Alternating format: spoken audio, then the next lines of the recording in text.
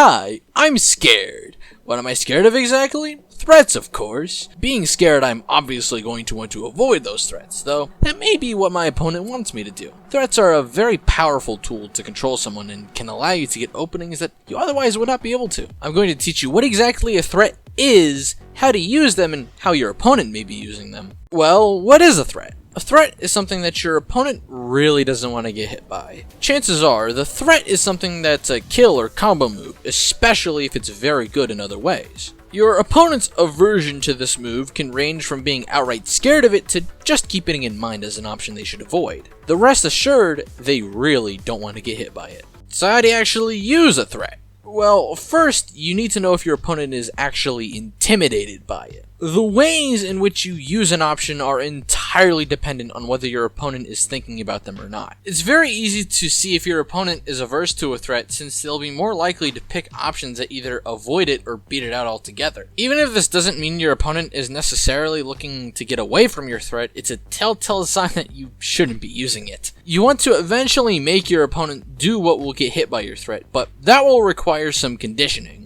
You need to consistently punish your opponent's avoidance using other options so that eventually the new threat becomes something that is considerably less dangerous. For example, if you're DK and want to hit punch, but your opponent likes to jump away from it, there would be a very good way to get them in a position to get punched. Threats don't always need to be conditioned into, though. Even if your opponent is constantly wanting to get away from the same threat, you generally have other options that can do effectively the same thing. Even this isn't entirely necessary, because unless your opponent has a read on your option, which if you sparingly use your threat shouldn't be the case, your opponent will put themselves in incrementally worse positions by avoiding you. Whether it be through putting themselves in the air or cornering themselves, avoidance is a temporary solution at best and a massive detriment at worst. This isn't to say your opponent is helpless if they can recognize what you're doing, though. So how can you not be susceptible to this? Well, the first step is to look at what your opponent is actually doing instead of what they could do. This can get difficult if they bare their fangs, and considerably more so if they punish you for doing this. However, recognize that if you're being scared, you're very likely to be playing into the opponent's hand.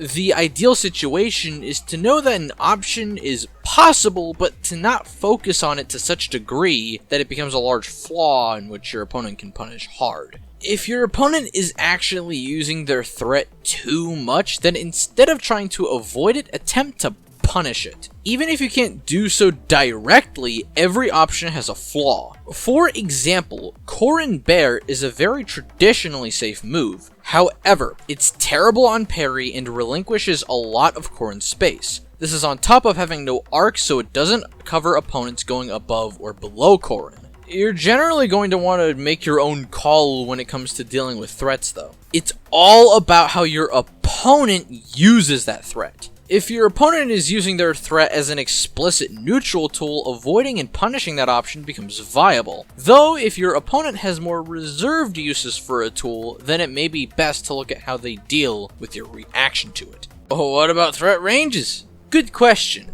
Knowing about threat ranges will make your life a whole lot easier, both as a defender and aggressor. A threat range is the range in which one is able to hit their opponent with a threat unreactably. This is similar to a burst range, but different in the fact that while a burst range is when an opponent has many unreactable options, a threat range has to do with what one's opponent is specifically averse to. This has an effect on what someone will focus on regardless of what options their opponent may actually have. This allows an aware player to use this threat range to either get a free hit or take free space depending on the exact option the opponent is averse to, as well as the other options within that range. For example, if you don't want to get choked by Ganon, then you're going to be more aware of that option when in that range, despite Ganon's other options. This could lead to you getting hit with another option that is within Ganon's burst range, depending on how you choose to avoid the choke.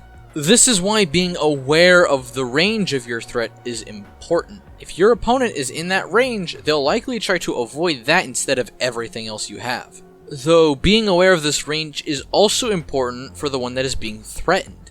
Yes, the move may be scary, but if you know the threat range of your opponent as well as how it relates to the rest of your opponent's burst range, you can become more aware of what your opponent is actually going to do. You need to move past the intimidation a move provides and think about that option objectively. If you think that your opponent is using an option to scare you, then using an option that threat loses to but beats other options within that range is actually more likely to succeed. If there are no options in a certain range other than the threat, don't be scared to stand your ground. If your opponent knows that there are no options other than the threat in a particular range, which they should, then they're going to want to take space instead of using an option.